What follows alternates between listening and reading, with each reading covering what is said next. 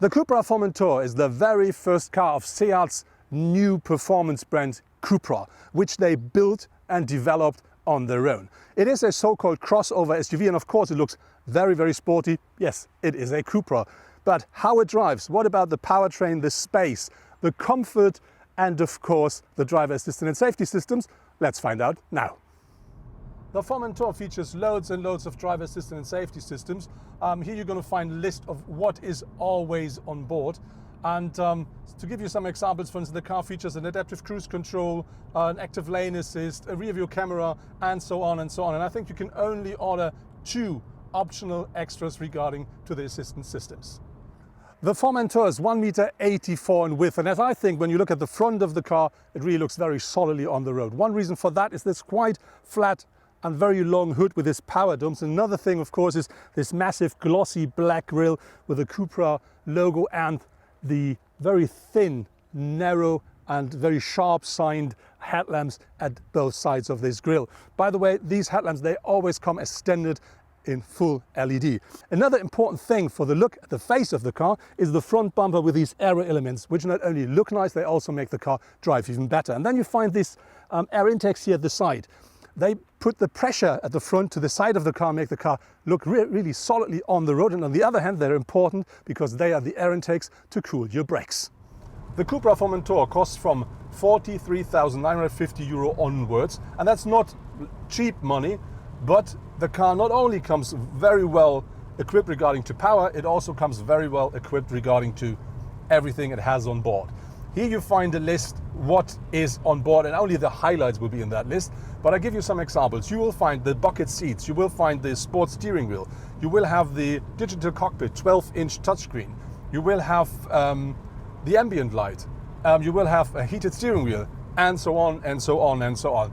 And I think, of course, you can put some stuff on top. For instance, if you want a leather interior, that costs you about €1,500. If you want the big sunroof, that's about €1,300. And there are some minor bits and pieces, but that really is it. €44,000 doesn't sound like little money, but if you look what you have to pay for compact SUVs from other manufacturers with similar performance, the amount sounds more interesting. The new Volkswagen Tiguan R with its 320 horsepower should start at just under €60,000.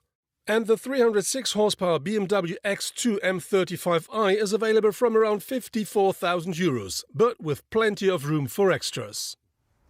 The Formentor always comes with 19-inch alloy wheels, but our car is featuring the dual color version with black and copper, and that one costs you in Germany about €300 extra. When you look at the car overall, it's 4.45 m in length, and that's a little bit less than a Cupra Ateca, but it's only 1.51 m in height, and that's about 10 centimeters less than the Cupra Ateca, and that really gives the car a lot more sporty proportions. When we look and talk about the design of the car, we do have nothing very important here at the front part, but at the rear you see this really massive line over the wheel arch at the rear, and you do see the window graphic from the bottom. It goes up here and the roof line drops here, and that gives the car a push to the front and makes the car look even more sporty. By the way, a detail which I really like a lot are these rear view mirrors. Not only that they are grey and shiny, they also have this indicator, which I really do like a lot. I've never seen anything like it before on a different car. Then to give the car a bit of this rough look of an SUV, you find this glossy black roof rails. You do of course find these wheel arch claddings and the claddings at the side of the car, just to remind you this is a crossover SUV. Inside of the Formentor, the colors black, grey and copper are dominating. And we talk about the materials. You do find soft touch here at the upper parts on the dashboard as well. If you go a bit lower here at the front of the dashboard, you find something that looks a bit like wood. And then you have glossy grey here or glossy black here around the infotainment. And then of course you do find copper everywhere. So it's here at the air outtakes, which are very nicely three-dimensional. You will of course find loads of it at the steering wheel. For instance, the Cupra logo. We have these extra instruments down here with the circles. We have these small bars here. And of course you do find copper stitching everywhere inside of that car. Even a tall person like me is sitting very comfortably in the front seats of the Formentor. They come as standard as bucket seats with integrated headrests. And I can tell you they offer loads and loads of support, and they are still comfortable. When we talk about space, I can tell you I sit perfectly here. I have loads of space above me. I can adjust the steering wheel the way I want, and I can really say this is a comfortable place to sit in even for a long while. And how about the space behind me? We're going to find out while having a short stop. So that is my short stop to see if I can sit behind me in the Cupra Formentor. The car features a wheelbase of 2.68 m, so that should be sufficient. Let's see. So getting in is quite easy. And as you see, I do have space in front of my knees. I do have about that amount of space above my head.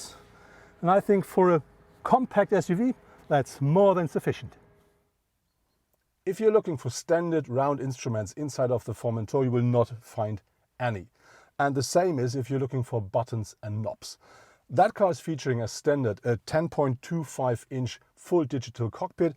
And this not only provides you with different view types, like the Formentor type with a big ref meter in the middle, it also provides you with the opportunity to adjust it the way you want. So you can, the side left and right, adjust with different information, like I have the G meter on the right hand side and left hand side I have the power information, but I can also choose stuff like actual consumption overall range and all that stuff. So it's completely something that completely can individualize the way you want.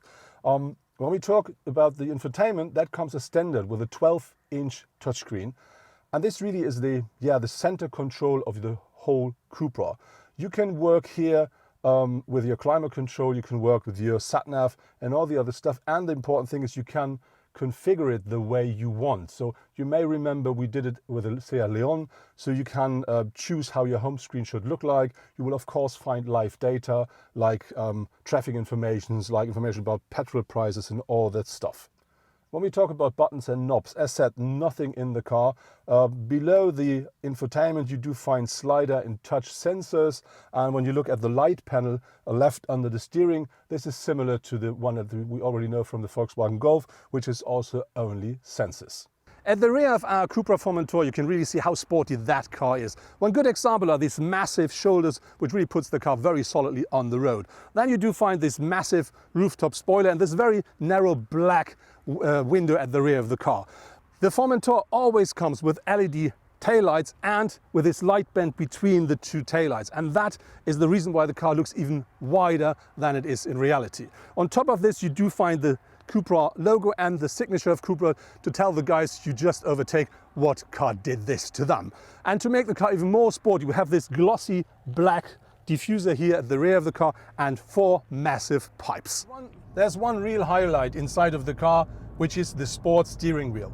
And this not only features the buttons and knobs we already know from the new Seat Leon, it also features 2 extra buttons down here. One is to start and stop the engine, which is quite nice because normally that's in the center console. And the other one is the Cupra button. And with this one, you can switch the drive profiles from comfort to sport or to individual. But if you press the button longer, you instantly jump into the Cupra mode. And then the car really is a beast. If you want to connect your mobile device inside of the car, there are 2 USB-C sockets in the front and 2 at the rear. But if you don't want to use any cables, you can buy for 220 euros the so-called connectivity box, which provides you with wireless charging. And if you put another 200 on top, you will get Apple CarPlay Wireless and Android Auto as well. There will be 9 different powertrains available for the Cupra Formentor, and that'll be diesel as well as petrol, as well as hybrid or plug-in hybrids. And I do not have the numbers of all of them already, but there will be a plug-in hybrid with a combination out of 150 horsepower petrol engine combined with a 85 kilowatt electric motor. And then there will be an entrance model which will have 150 horsepower out of a 4-cylinder petrol engine, and I think this will be the 1.5 liter you may already know from other Volkswagen models. And on top of this, there is the car we're driving, which is the top version, 310 horsepower, 400 newton meters of maximum torque out of a 4-cylinder 2-liter turbo petrol engine, and that gives the car some nice figures like top speed limited at 250 kilometers per hour and the acceleration 0 to 100 kilometers per hour in only 4.9 seconds. Talking about practicability, the Formentor offers standard compartments in the doors at the front, driver and passenger side as well. And then you do find the center console, because we do now have a shift-by-wire system, no longer a big gear shift knob. So that means we do find a slightly bigger compartment to the right of the shift-by-wire system and a smaller one at the left-hand side, and then you do find 2 cup holders here and an adjustable armrest. And at the very front you do find 2 USB-C ports, and there are another two at the rear of this center console. And you do find quite large compartment, which also is the place where you can put the optional wireless charging for your mobile devices. The Cupra Formentor offers a maximum boot size of 450 liters, but that's not for our car because this is the 4-wheel drive version. This is the figure for the front-wheel powered cars. Our car with a 320 horsepower petrol engine only offers 420 liters of maximum boot capacity. And then there is the plug-in hybrid, which will arrive a bit later. That then only offers 345 because the battery must be placed somewhere. While we're standing here at the rear of the car, just some figures regarding towing. So if you want to tow something with the car, you can of course have the towing hook. That costs you about 320 euros. And then our car is allowed to tow as a maximum 1.8 tons. With the rear seats folded down, the Cupra Formentor offers a maximum load volume of up to 1,475 liters. The Volkswagen Tiguan R can take about 200 liters more with a maximum of 1,655 liters. A BMW X2 M35i offers up to 1,355 liters and so about 100 liters less than the Cupra.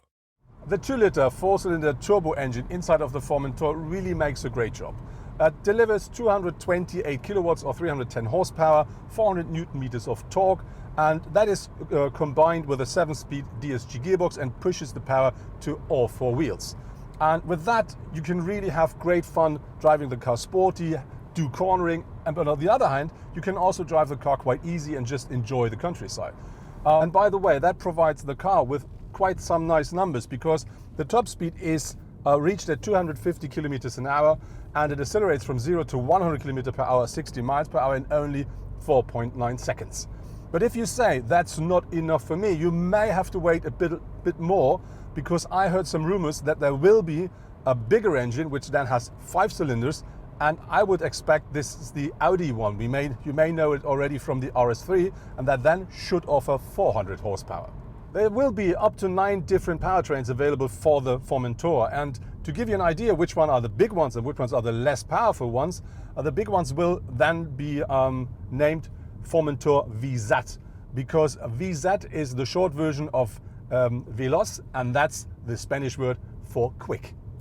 That was my test drive with the new Cupra Formentor, and I have to say I still really like the exterior design, and when you look inside of the car, it's an absolute beauty, I think. You find glossy black, glossy grey, leather, soft touch, and all that copper. So it really looks as a Cupra should look like. And then bucket seats as standard, 12-inch touchscreen, loads of driver assistance and safety systems, all perfect. And then the drive, 310 horsepower, 4-wheel drive.